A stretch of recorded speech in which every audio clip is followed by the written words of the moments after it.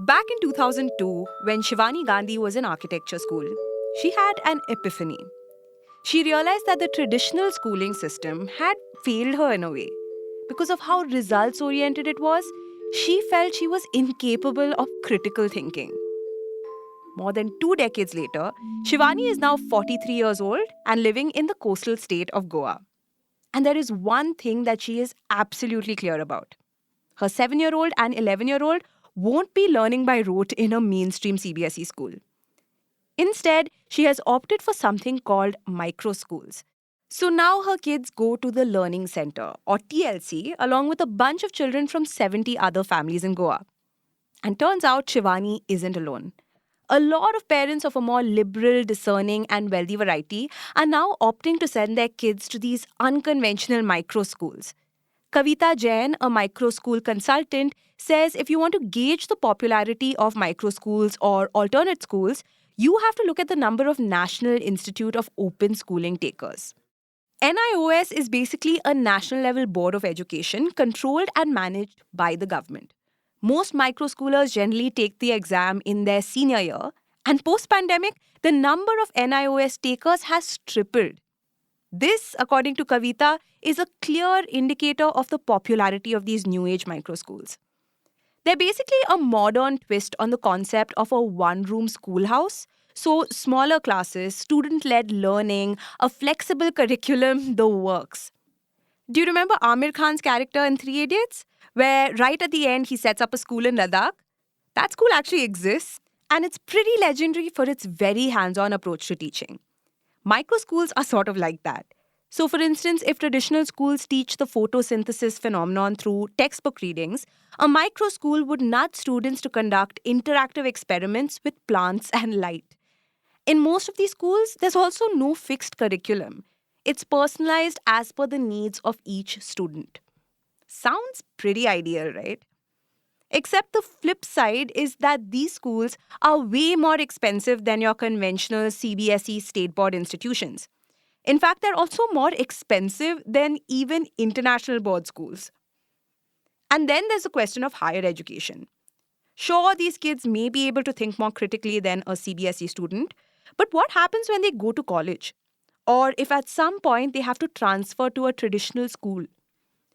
Despite these questions, more and more parents are embracing this new school of thought. Could it really be the next big thing in education?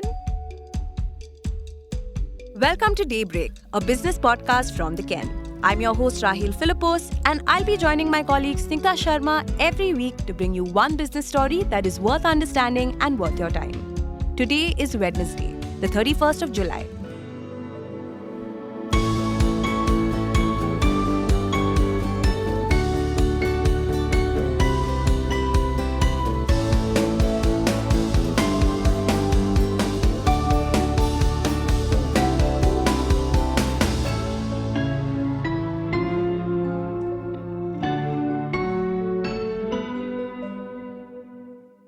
Microschools have been around for a while. They emerged in metros over a decade ago, so now cities like Bangalore alone have a dozen odd such schools. But in the last 4 years, the number of microschools has surged. It was only recently that it really caught the fancy of parents across the world. In fact, in the West, it's become a full-blown movement. People in the education space believe it's the next big thing in the Indian education system. So let's get straight to it. How do they work? Like most progressive school models, classes at micro schools are mixed, but that's where the similarities end. There are no fixed classrooms as students are not segregated by age. Even student cohorts are not more than 8 to 10. Like I said earlier on, alternate schools are experiential, so kids learn by doing. They also dictate the pace of their own learning. Basically, there are no expectations. But like micro school consultant Kavita Jain said, that doesn't mean there is no knowledge. So, for instance, at TLC Goa, where Shivani Gandhi sent her kids, students of all ages visited a rice farm to learn about food in a hands-on way that was tailored to their age groups. Younger ones got drenched in the mud to learn about the earth, while older ones were taught rice plantation and the science of farming. It's a far cry from how a lot of us did it, right? Wait till you hear about how their assessments happen. The Ken's Alifia Khan spoke to Purnima V, co-founder of Bengaluru-based Agile Shala, a micro school operating on agile learning principles. She said in her school, students have the option of submitting Instagram posts or even podcasts to explain a concept. Of course, in the 10th and 12th grade, students from micro schools typically take formal examinations conducted by the NIOS. These are similar to the board examinations and enable students to take admission in any university of their choice. But at many micro schools, formal examinations are not mandatory at any level. It's the parents' and the students' choice to take them. So far, so good? Sounds pretty ideal still, right? Hands-on practical learning, no pen and paper examinations. It's pretty much the dream. But of course, it isn't that straightforward. More on that in the next segment.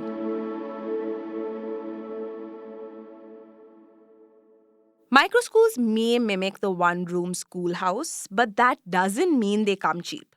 They could cost anywhere between 70,000 rupees to 3.5 lakhs. Traditional schools have more of a wide range.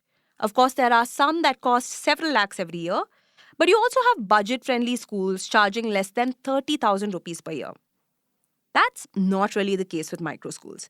The fees at most micro schools are comparable or sometimes even higher than those of the best IB schools in the vicinity.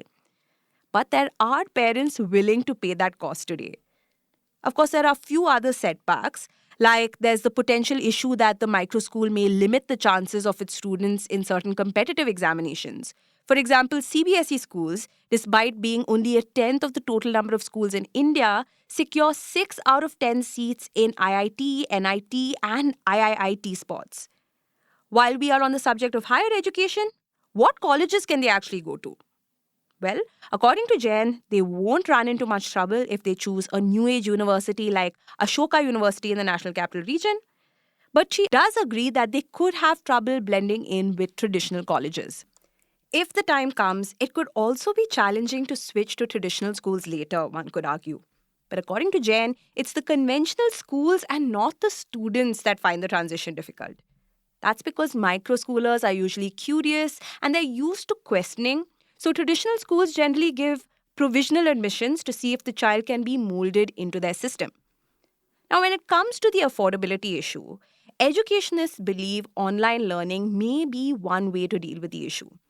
But Leena Asher has an interesting opinion on the subject. She is the erstwhile founder of two leading education brands in India, preschool chain Kangaroo Kids and Billabong High International School. She believes money is an integral tool to encourage innovation. She learned that a few years ago when one of the angel investors on her cap table at Kangaroo Kids told her that unless there is a profit orientation, there cannot be innovation. And that's another reason why micro schools are finding their footing. Return on equity is great. Stay tuned. Sudipta Saha, the chief business officer of a micro school called Dreamtime Learning, broke down the economics for us. A traditional school can cost 10 to 30 crore rupees to set up, depending on the board affiliation, space needs, and infrastructure. In contrast, a micro school can operate in a 4,000 square foot space and collaborate with local facility providers for playgrounds and labs. For instance, Asher's Hyderabad Learning Hub, formerly a Kangaroo Kids Play School, was set up for 4 crore rupees.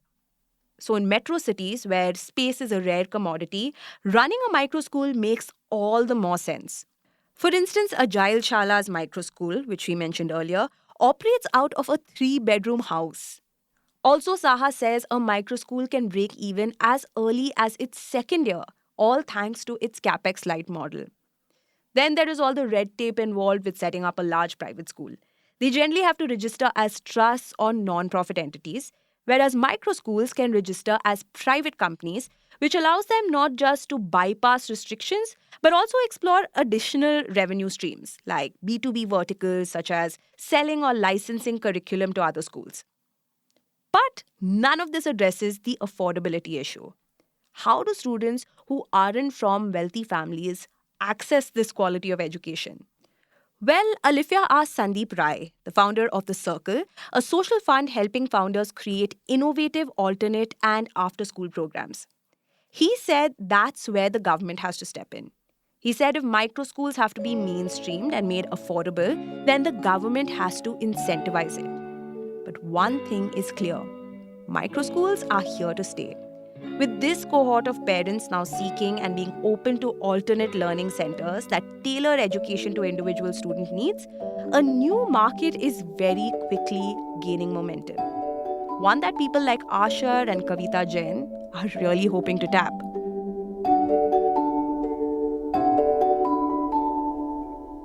Daybreak is produced from the newsroom of The Ken, India's first subscriber-focused business news platform.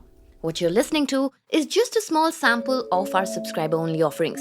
A full subscription unlocks daily long-form feature stories, newsletters, and podcast extras. Head to theken.com and click on the red subscribe button on the top of the website.